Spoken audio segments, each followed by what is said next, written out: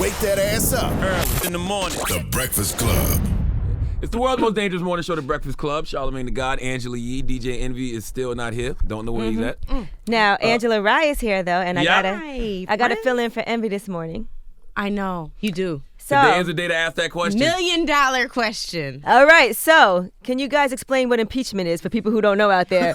Are we going to see Donald Trump get impeached? So if there was ever a time, it's now. And the reason for that is there are two threads that are running through. There's the Mueller investigation, the wrapping up. People now think it's wrapping. I feel like we've been saying that forever. But it's wrapping up. And then Michael Cohen's testimony on Capitol Hill. Michael Cohen snitching. Michael Cohen, well, that's what you want to call it, but I'm Yes. very grateful. So I don't know if y'all want to hit Mueller first or Michael Cohen. Let's start with Cohen. Okay, so Michael Cohen, as you all know, has deemed himself Donald Trump's fixer. Right. His personal, or not his personal attorney, his attorney for the Trump Organization, responsible for paying off Donald Trump's porn Indiscretions. star. Yes, the porn star, and today. Testifying before the Committee on Oversight and Government Reform, which Congressman Elijah Cummings chairs, one of the most prolific, amazing, brilliant lawyers, not only in Congress, but period, just dope. And I think one of the things that's interesting is he talks about his loyalty to Donald Trump. There's a 20-page statement. Everybody who testifies on Capitol Hill has to release or provide the committee with a statement. 20 pages long. In this statement, he talks about being ashamed. He talks about Donald Trump. This is the first page. He talks about Donald Trump being a con man, a racist, right? And then uses these examples. You guys know I have to hit the race stuff because I care about this very deeply. Cohen saying all of this? Yes! So in the statement, he says, Donald Trump asked him at one point, name a country run by a black person that's not a shithole. That's a quote. Ooh. I'm not cussing. In Chicago, they're driving. Wakanda is my answer. There's way more than that. I No. need you to do better. I need you to do better. Also, when they're driving through the streets of Chicago, Donald Trump says to him, only black people could live that way. Right. And then the third one was, black people would never vote for him because they're too stupid. So, wow. That's just the race stuff. And then this other part that I think is really damning, we talked a lot about it during the 2016 And election. that's the president of the United States. That's saying y'all's See, that. what bothers me about stuff like that, though, is Yeah. Cohen was riding with that. When it was all good, it was all good. Yeah. But then you get ousted out, now you want to air him out. Well, and yes and no, and I think that sometimes people have crazy wake-up calls. I don't like this particular version of the wake-up call because, at this point people could say, well, it goes to motive. He doesn't want to spend more time in Right, prison. he's getting 3 years, right? Yeah, we see this over and over again, not just in this case, in a dozen cases. But the other one that I think is equally damning to the racism is Donald Trump used Michael Cohen to call the small business owners. Remember during the campaign we talked about how he would regularly cheat the small business owners, not pay them, or substantially reduce their payments. He was the guy that did it. For 10 years, he was the one who was responsible for calling the business owners and saying, yo, you're not getting paid, or we're about to cut your payment in half. How is Michael Cohen living with himself during this That's time? what I'm saying. as well? That's why I don't respect how it. can I you- like it. I'm happy he's doing it, Yeah. but I don't respect it. No, I don't respect it either, and I don't love it. But the only other thing I have to tell y'all, because this I thought was incredible, and it's also, it says a lot about how greedy Donald Trump is. He said that he had just got a refund check from the IRS. Guess how much it was? Millions. $10 million. A refund check from the IRS, and this was after he just told everybody in the Trump organization, including Michael Cohen, he was about to cut their salary in half. Wow. In half. This dude stayed there even after he got his salary cut in half and saw a $10 million refund check from the government. And his whole point in bringing that up was not even about the IRS, the tax returns that we're still waiting to see. It was about the fact that he could get this check back from the IRS and say, the government is so stupid, look at this check I got back. Give us a little background on who Michael Cohen is. Yes. So again, I feel like I started there. You was texting when I said Right, this. it's his attorney, it was his former attorney, Trump his Trump fixer. Organization attorney. And so this was the guy who was responsible for the Stormy Daniels payment. Okay. Yeah, he's the one that paid him, and then Trump paid him back or something like that. $35,000 increments for 11 months. Anyway, this dude is sneaky. This is your president. He's so bad at being definitely voted sneaky. for him. No, you did not. Don't say that. Take it He's back. so Because bad at people being really sneaky believe too, you. by the Look, way. I'm turning now this way. Yeah. For the Mueller part, I'm just gonna. So what does this mean now? Well, what it means, I think Wolf Blitzer said it best. Wolf Blitzer said that the last time a president's attorney testified before Congress. To get back to your DJ Envy question, it was Richard Nixon, and we all know what happened. Wow. So that was impeachment. And I think that the reality of it is, as much as he has to lose, he has a lot to gain, and part of that is his own dignity, right? Like, finally, you have the opportunity to tell your truth. I think it's interesting, though, because last night on Twitter, why does it go down so cold on Twitter? But there's a congressman named Matt Gaetz, who is the same congressman who called Andrew Killam during the election. I saw that tweet. Okay, so he comes at Michael Cohen and is like, how would your wife feel about your girlfriends, like, trying to threaten him? Yep. And so people are like, now he shouldn't be worthy to serve in Congress. But we'll see. Donald Trump has thugs. Like, he wanted to call us thugs during the election. That dude has goons. Now let's get to Mueller. Let's get to that. I'm sorry. Okay. So on Mueller, I have to have notes because there's so much stuff. No, it's right here. I caught it. My reflexes are quick. Of course, Robert Mueller is the special counsel on the Russia investigation. For background, you paying attention this time? Mm-hmm. For background, Robert Mueller was What also... did he do again? Good night. Robert Mueller was also the FBI director from 2001 to 2013, which indicates what? He served under two presidents, Barack Obama and, of course, George Bush. I don't know if that means there's bipartisan support of him. It does mean that he has the ability, right, to serve in functions in that for both presidents. What I think is interesting about this is, even beyond the Robert Mueller investigation, let's say that this report comes out. Hopefully we get to see the thing in its full state and we understand what all is at stake and who will be indicted. There are also Trump folks who are not what's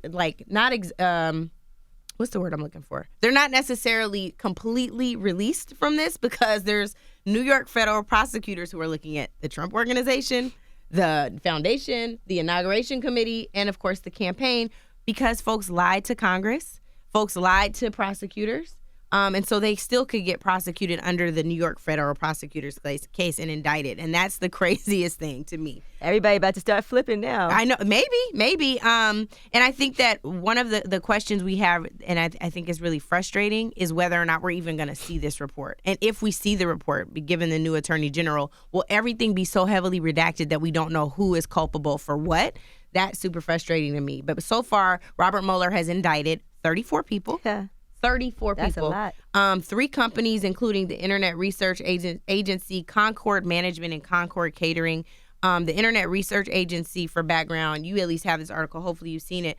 This article that talks about the ways in which Black people were kind of trolled during the 2016 election, and they paid off low-level, mid-level Black activists to kind of... No, this is true. Internet Research Agency is the agency. No, I read the article. I just see you said, like I said, low-level, mid-level. Well, I'm just saying.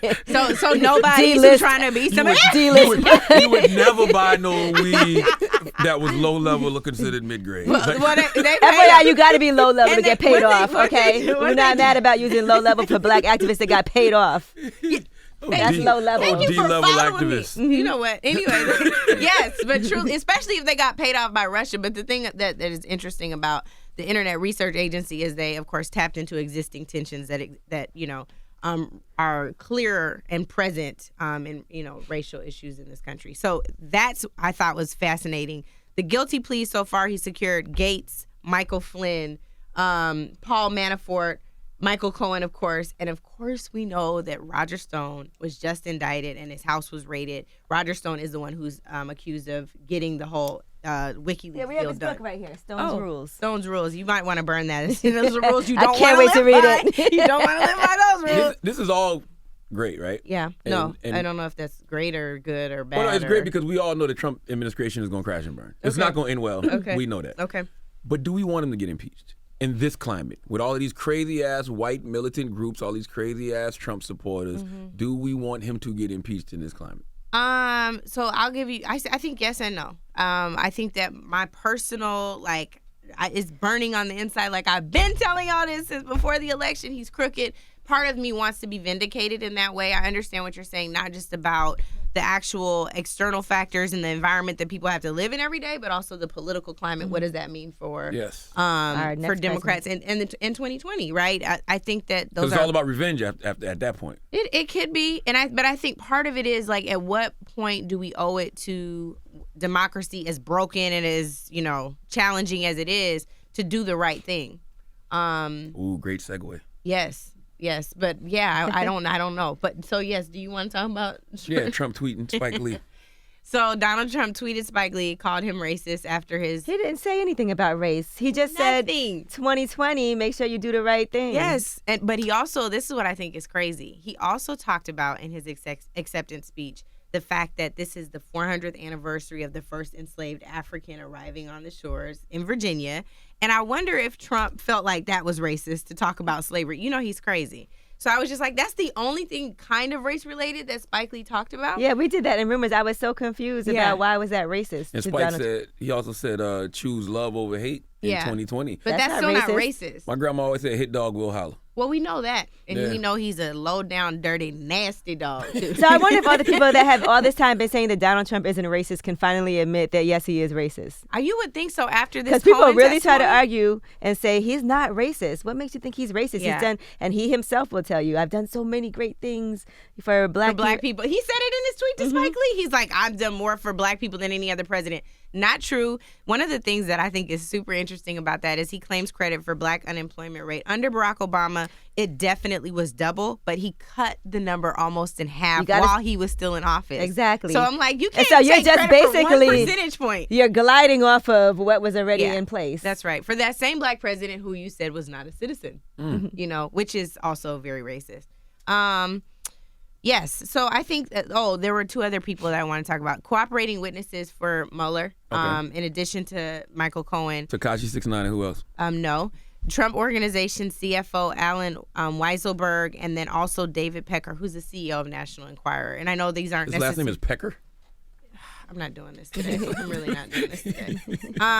Yes. So I think that also speaks volumes. Although, why is everybody around Donald Trump so shady? So wait, all right, back to the National Enquirer. So that's the same person that's being sued by Jeff Bezos. Yep. And that all had to do with Donald Trump as well, right? Yeah, in a lot of ways. How does that tie in? Because to me, I just think that birds of a feather flock together. Like, I think, everybody has a grandma that said that at some point, or somebody in their family, or somebody, in your tribe or your village or your circle that talks about that. And you can definitely determine somebody's character by the quality of people they hang around 100%. or they do business with. So the fact that this is all going on and these are the types of shady characters you have around you, I think it speaks volumes. It speaks volumes. Like Paul Manafort's indictments, most of them don't have anything to do with Donald Trump. He's just shady. Just shady. Like just doing business with countries without registering as a foreign agent. Like just shady. Now, we want all of this stuff to go down, but do you also think that it could be a distraction? Because I feel like, once again, we're focusing so much on tearing down the Trump administration, but not focusing enough on what we should be doing in 2020. Yeah, I don't think it's a distraction to get rid of evil and to deal with negative aspects of what continues to make this country worse. I do think that we should be spending a lot of time focusing on 2020. One of the things that I know that you and I talked about is like the fashion houses and how like there are all of these, like racist moments, whether we're talking about Gucci or now Montclair with the black face, little, face on the coat, things. The noose with Burberry on the hoodie. You know what I mean? They call that the Jussie Smollett collection. I'm not doing this today. And I I hate you so much. That's not funny. Oh my God. I don't even know what I was gonna say next. Angela, help me. I need to know. We were talking about these fashion brands, and he said, yeah, there you go. Okay. I hate you. So, love over hate. What I think is crazy is in a day and age like this, in Black History Month, all of these brands have come out with these things. And of course, Prada and around Christmas time with the little monkey keychain. Though the Montclair thing was from 2016. Yeah, well, that's fair too. Right, Well, and Gucci, but was it's all out. coming out. It's all for coming Black out History this month, right? Yeah. It's all being... And you said something that I think is profound in your very basic way, and that is, that it shouldn't take a crisis for us to support each other. We should be supporting Black designers and Black stylists and Black brands anyway, which you do a great job doing. I know you do too. But I do think that there's something to be said for that kind of crisis to get us to really come together and talk about what we need to do. Spike Lee talked about the 400-year mark and where we are. And the fact that, for me, what's super frustrating is there hasn't been a convening around a Black agenda since 1972 in Gary, Indiana. Before that, we used to have convenings every year, Angela, up until the Emancipation Proclamation to talk about what Black folks' agenda should be. Of course, top of the agenda was being free, right? Getting out of slavery. But now it's like, okay, we know that Black people make $17,000 a year for their median income to white folks $171,000. We should be talking about the wealth gap. We should be talking about education. There was just a report released by EdBuild that talks about $23 billion received at white schools, $23 billion more received at white public schools versus schools of color that teach school students of color. We should be talking about that. Nutrition in the schools too, health. Yes, healthcare. The fact that healthcare is one of the things that's the biggest bankrupters, right, in the country. It's one of the key causes for bankruptcy in this country. That doesn't just go to Black folks, but of course it hits us and harder. Childhood obesity. Yeah, that's a huge issue. And criminal justice reform. Of course, that doesn't just apply to Black people, but it overwhelmingly and disproportionately impacts us. We should be developing an agenda around that. And I say all the time, people are like, we're so divided. I think that historically, if you look at the beef between Booker T. Washington and W.E.B. Du Bois, or you look at the beef between W.E.B. Du Bois and Marcus Garvey, there have always been those beefs, but at least they were striving towards the same end goal. That's right. So I think that at least instead of us just tearing everything down, we should be like, all right, what's on your agenda at least? Let's talk about that. And then ensuring that these 2020 presidential candidates are addressing this. We know now that reparations isn't such a word that folks are running from. It's being more embraced. Bernie running from it. Well, I don't think he really did. I think that if you look at what Kamala, Bernie Sanders said, Elizabeth Warren said, and Julian Castro, they've all said that there needs to be some type of either tax credit or subsidy given to families who are descendants of United States slaves. But Marianne Williamson is the only candidate who's talked about it and said there needs to be a cash payment. Here's what I think is funny. There are a lot of folks caping for Marianne Williamson right now, but she's talking about a $100 billion plan. In context, in the United States, Black people's collective buying power every year, annually, is $1.3 trillion. So $100 billion is a drop in the bucket, comparatively speaking. So we really need to talk about what really that should look like, especially when we could say it's not just the federal government who benefited from slave labor. It's local and state governments and businesses. Businesses like Chase Bank. You know what I mean? Businesses like New York Mutual. Businesses like Bank of America. All benefited from slave labor. There's even a railroad company. I can't think. I want to say it's Norfolk Southern, but I want to be sure. But there are a ton of businesses that have benefited from slave labor. I'm interested in doing the research to find out how they benefit, how much they benefited, and getting us an equity plan. We should have equity in those companies. Some type of program where we, I think that's what Bernie was trying to say when they was asking him at the town hall. He just basically was like, what? Everybody's talking about reparations, but what do these plans look like? Yeah, I also think with marijuana being legalized, that's a great way to make sure that we do get in on that. And so much of us suffered from being thrown in jail, family members going to jail, having fines to pay just from those marijuana laws. And now that marijuana is being legalized in so many places, that might be a good way to make sure that we have more of a share of that whole business. See, and what Angela's talking about is this and the housing market. There was a brilliant piece that Ta-Nehisi Coates dropped in the Atlantic a few years back that talked about housing. So what you're talking about is the country still owes us ongoing reparations from systemic harm and damage and racism. So one is like this, just the benefit of slavery, the economics of the slave trade, and then the others mass incarceration. Yeah, mass incarceration, which is a modern day piece of that, which is brilliant, right? Like we need to be compensated for both. Do you think that people really care about reparations, or is just a talking point for the Democrats right now because they know that that's what people want to hear? I don't know if I can't judge their hearts. What I know is that this is something that's very serious. There are organizations like NCOBRA who for years have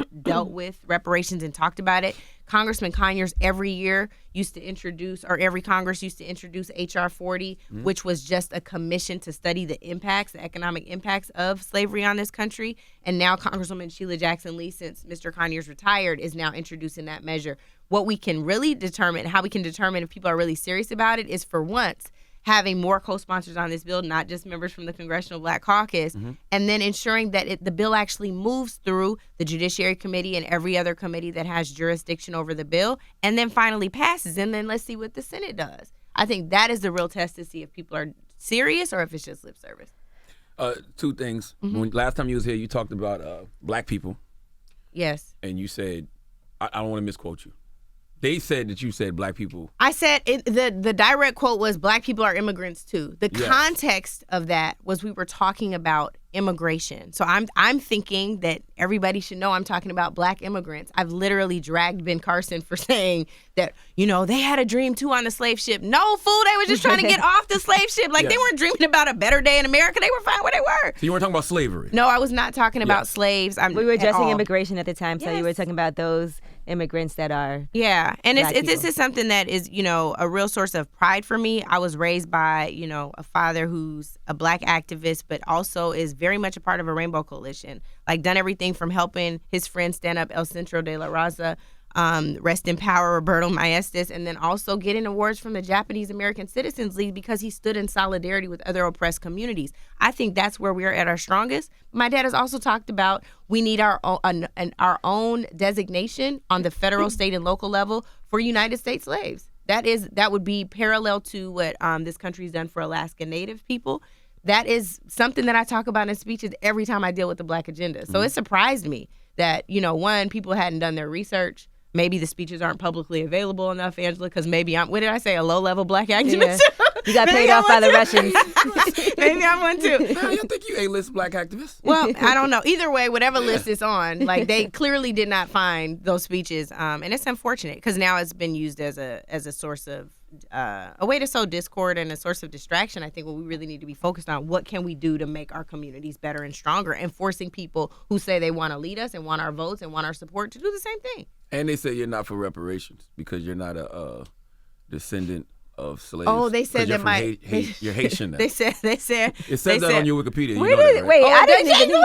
It is so funny. Matter of fact, let me pull it up. Well, I want to hear what it says. I didn't know that because it also used to say that I was a member of the Alpha Kappa Alpha fraternity. One, AKAs aren't a fraternity, and two, I'm not an AKA. My mother's AKA. Hold on, this is hilarious. But what's so interesting is they said, well, she's not a descendant of United States slaves, and actually that couldn't be further from the truth. We have research that goes all the way to the 17th century. That talks about how far down the line that goes. But I do have a Haitian great-grandfather. He was born here, but his mother was born in Haiti. And you know what she was? A slave in Haiti. See, slave ships stopped in different parts of the world, brothers and sisters. It didn't just stop in the United States. Oh, they changed it. Somebody on your team must have caught it. I've been watching it forever. I feel like Charlamagne actually is the one that put it up. He might have I think so. Because I don't know. Why are you Googling Angela Rye? Attorney. I'm a Haitian American attorney. That's what it said. Hey, but so now why would you even have been Googling her on Wikipedia to see that? Because he loves to troll me. That is his favorite thing I think he put it up. Angela, do you know the very first red carpet picture I ever had? Do you remember this? Such a jerk. First red carpet picture I ever had. You do remember this. He's already laughing. I was posing. You know how you're just uncomfortable? I'm still not ever going to be. Me neither. So my back is out and I'm looking over my shoulders. This fool writes on the Instagram post, your back is ashy. He is such a jerk. So yeah. I just be checking on my people every now and then. That's how you check on your people. I did. I'm visibly uncomfortable. And he's like, your back is ashy. I was like, ooh, is it? So I blowing it up. Where's the ash spot? You can't Photoshop lotion on. Right, you really can't. I'm going to ask you about that woman, Alva Johnson. Yes. That is talking about Donald Trump forcibly kissing her and coming forward and telling her story and what happened with everybody else that was there, that was in the presence when it happened. Yeah. What does that mean? I don't know. Donald Trump has more than 20 accusers. He is someone, for some reason, who has been able to survive a Me Too climate with all of those accusers, all of them telling very similar stories. I cannot understand it for the life of me. Right. We already know that Black women more often than not get discredited, so I'm sure her story is not being taken as seriously as some of his white accusers were. But even those weren't taken seriously enough for anything to to really have happened. I think it's fascinating. Right. And I'm interested. Does she stand a chance of winning? She could. Mm-hmm. She could. I'm not sure. Nothing has happened with the other accusations. So I don't know. Oh, it's still there, by the way. Oh, I'm a Haitian American. Okay, Angela Rye is a Haitian American attorney. We should call my mom and dad and see what they say about that. Okay. I wonder, do they know they're Haitian? Because I didn't know that. I know I have a great grandfather, Hayes Gordon. Hayes Gordon. Yes, and Andrea LeBlanc. That's my mom's side. Anyway. Well, Anything thank- else? We got some Angela Rye history here. I know, but even for me, like it's like alternative facts, like, and it's up on the page. Wikipedia needs to do something about that. Like maybe they should not let people just That edit is their stupid. stuff anymore. Yeah, I don't like that either. I What, hate that. what does it say? That's you why I are? never trust Wikipedia when I have to research things. I Yeah. don't just go to Wikipedia ever You can't and you look can't. somebody up because you don't know what's on there. You really don't, and it's like if And then they put ask for it a in donation. The Google, they do the Google search results, and it says like that's the first thing that pops up. So you're like, oh, it's first. It must be true. It must be true. Not really. Just because it's in print does not mean it's true. It just says I'm an American radio presenter, television personality. You're not even black. You're not just even American. And Arthur. An Arthur. Arthur, not- okay. You're an Arthur. Where's Arthur? Hi, Arthur. How are you doing, Angela? Nice to meet you. All right, Angela. Well, thank you for always you, coming sis. and breaking it down for us and keeping us informed on what's going on. I can't wait to see what else is going to come out. Me Yes. neither. Give me your Next- Twitters and Instagrams and all that stuff. Twitter is at Angela_Rye. I've blocked most of the Twitter noise out right now. And then Instagram is Angela Rye. All the Haitian Massive, follow your sister. All right? Ah, yes. It's the Breakfast Club.